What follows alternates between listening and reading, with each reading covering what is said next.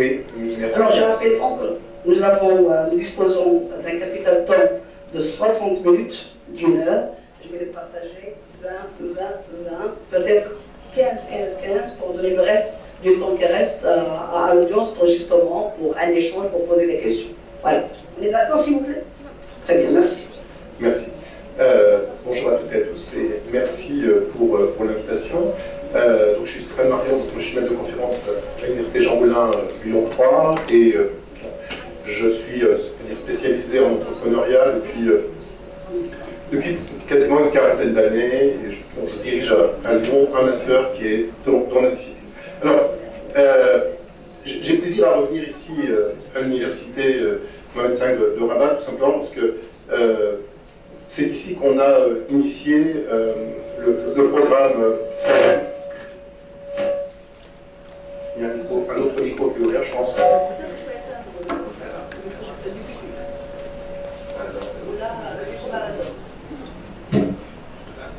Voilà, je pense que ce sera mieux.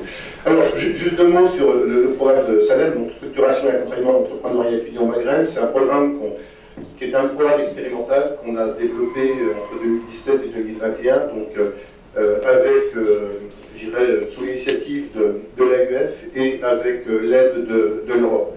Ce programme, il avait pour objectif d'essayer de mettre en place au Maroc et en Tunisie les conditions du développement d'un entrepreneuriat étudiant, au travers notamment du développement du statut national d'étudiant entrepreneur et la mise en place de pôles d'étudiants.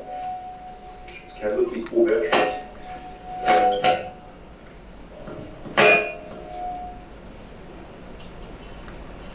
Alors, je pense que oui, ça ira mieux. Donc, il avait pour objectif de mettre en place le statut d'étudiant entrepreneur et la création de pôles, s'appuyant notamment sur l'expérience de trois pays, la Belgique, la France et la Roumanie, sachant qu'en France, on a développé des pôles dans les universités métropolitaines et on a aujourd'hui 33 pôles d'étudiants entrepreneurs dans les universités françaises. Alors ce qui est intéressant, c'est que ce programme expérimental qui s'est terminé en 2021 à partir de 4 universités, 2 en Tunisie et 2 au Maroc, a connu tout d'abord un déploiement. En Tunisie, nous arrivons à la fin de la phase de déploiement avec les 3 dernières universités qui vont mettre en place des pôles. Au Maroc, je crois que c'est un développement un petit peu différent et je pense que c'est en cours. Mais ce qui est intéressant, c'est que cette expérience, elle a conduit à développer ce type d'approche dans 9 nouveaux pays dans un premier temps, et ensuite il y aura un développement un peu plus large au niveau de la francophonie, donc toujours avec l'aide de l'AUF, donc sur un cadre d'un programme qui s'appelle le programme Entreprendre de l'AUF. Et j'étais la semaine dernière au Sénégal pour pouvoir accompagner ces 9 nouveaux pays qui vont développer ces pôles d'entrepreneuriat. Alors, ce programme Entreprendre, il est là pour favoriser la culture entrepreneuriale au sein des établissements d'enseignement supérieur, avec un double objectif. Un, développer ce statut national d'étudiant entrepreneur dans ces différents pays. Par exemple, la Côte d'Ivoire l'a adopté la semaine dernière. Et deux, mettre en place des pôles de pré-incubation entrepreneuriale au sein des centres d'employabilité qui sont développés par l'AUF. Alors, c'est pas neutre, pourquoi? Parce que ça présente l'entrepreneuriat comme un vecteur d'insertion professionnelle. Et je crois qu'il faut bien s'entendre sur quelle est la fonction de l'entrepreneuriat étudiant. Ce n'est pas forcément de développer la création d'entreprise. C'est avant tout de développer la posture entrepreneuriale des étudiants. Et je dis bien posture entrepreneuriale. Pourquoi? Parce que c'est une façon d'être, une façon d'agir. Et on peut être entrepreneur de plein de façons différentes. Moi, je considère que je suis un entrepreneur dans la fonction publique. En 20 ans, avec les équipes avec qui je travaille, on a développé plein de choses à l'université. Et on a même développé un centre d'entrepreneuriat aujourd'hui assez conséquent au niveau de l'université de Lyon qui permet une diffusion d'un savoir entrepreneurial. Alors l'objet de ma présentation, c'est de vous donner quelques points de repère sur les enseignements que nous avons tirés de ce programme SALEM et enseignements sur lesquels on s'appuie pour pouvoir prolonger l'aventure au travers du programme Entreprendre de l'AF. pôles d'étudiants entrepreneurs, je crois qu'il y a une première chose, un premier élément qu'on a retiré, c'est qu'il faut vraiment une volonté ministérielle affirmée. Je pense que sans une volonté ministérielle qui est là pour pouvoir passer d'initiative individuelle à un développement à grande échelle, il peut difficilement se passer quelque chose. Et sans une volonté ministérielle, on ne peut pas avoir de statut d'étudiant entrepreneur qui permette d'adapter les parcours universitaires aux contraintes des étudiants qui sont en logique entrepreneuriale. Deuxième chose, et je trouve que c'est ce qui manque le plus dans la réponse que j'ai faite à mon collègue tout à l'heure, ce qui manque le plus, c'est qu'il faut un engagement volontaire des universités et notamment de leur gouvernance. Aujourd'hui, moi j'ai commencé à faire l'entrepreneuriat au milieu des années 80. Quand je suis arrivé à l'université, on m'a mis dans un petit bureau et on m'a dit « Monsieur Marion, faites ce que vous voulez, on a envie de faire l'entrepreneuriat. » Mais très vite, vous vous épuisez, et puis quand on est uniquement au niveau d'initiative individuelle, ça dure le temps que la personne s'intéresse à la question.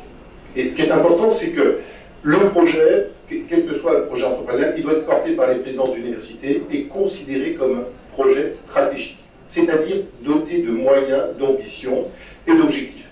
Donc, le projet doit être doté de moyens matériels, financiers, il doit être inscrit dans la durée, parce que les résultats, ils ne sont pas immédiats, et puis il doit être doté de ressources humaines expérimentées. On a déjà évoqué la question ce matin.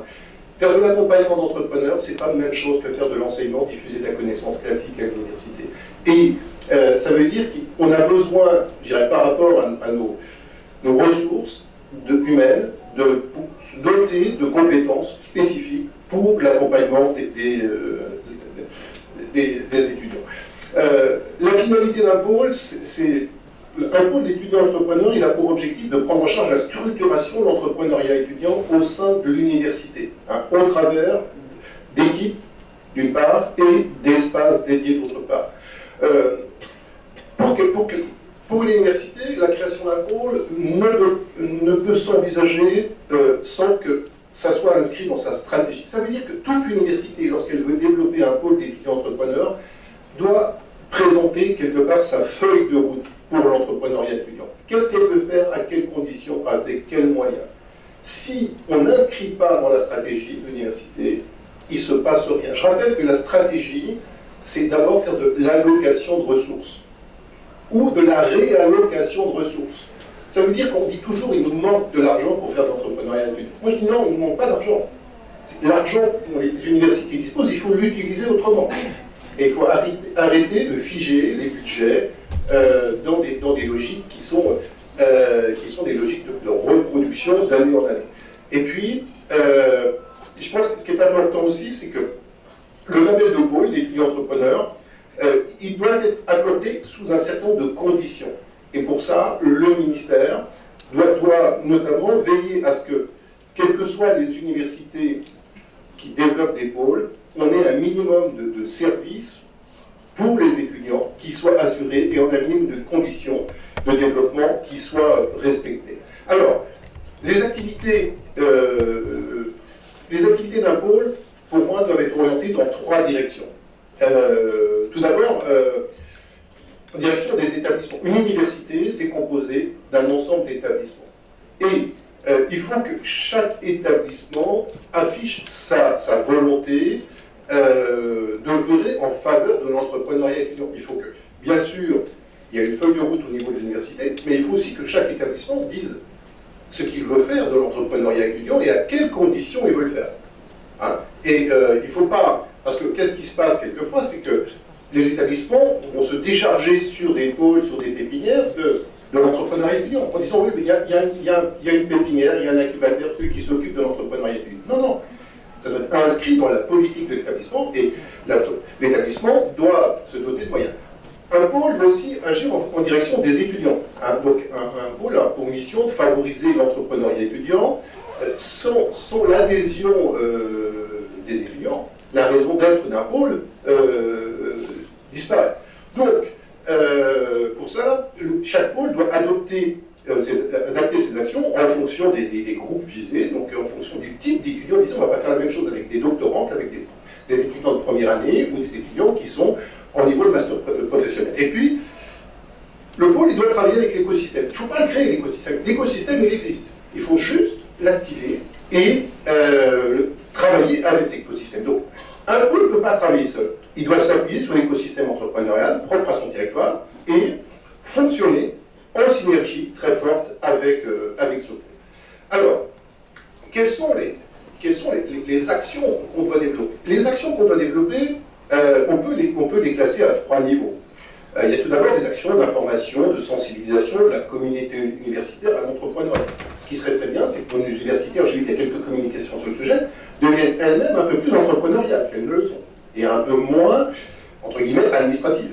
Deuxième fonction, c'est, il faut informer, sensibiliser. 2, il faut former et contribuer au développement de la posture entrepreneuriale. Et puis 3, il faut accompagner les étudiants qui sont porteurs de projets.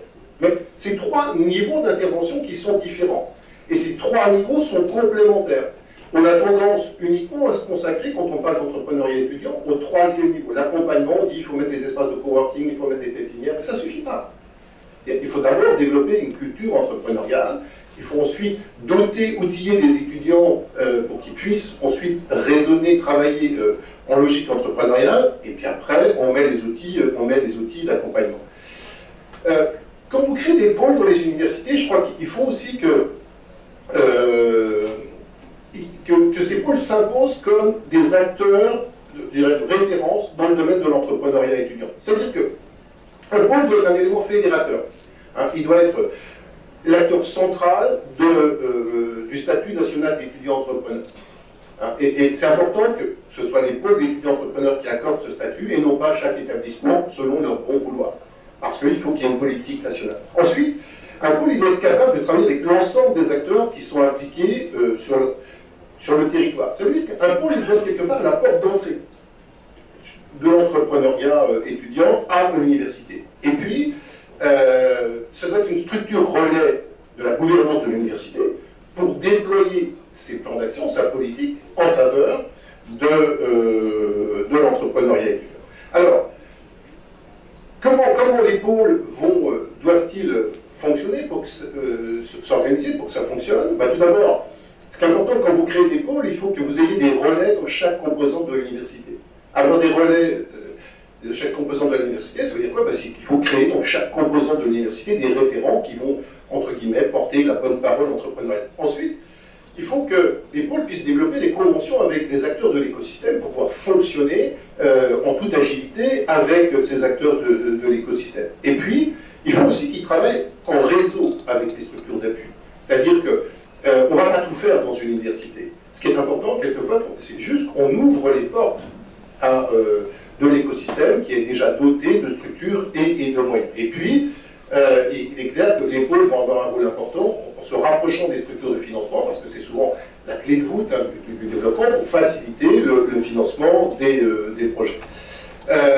Pour pouvoir développer leur action, les pôles ils doivent avoir une approche très, très pragmatique et opérationnelle. On doit sortir du modèle purement universitaire, théorique, etc.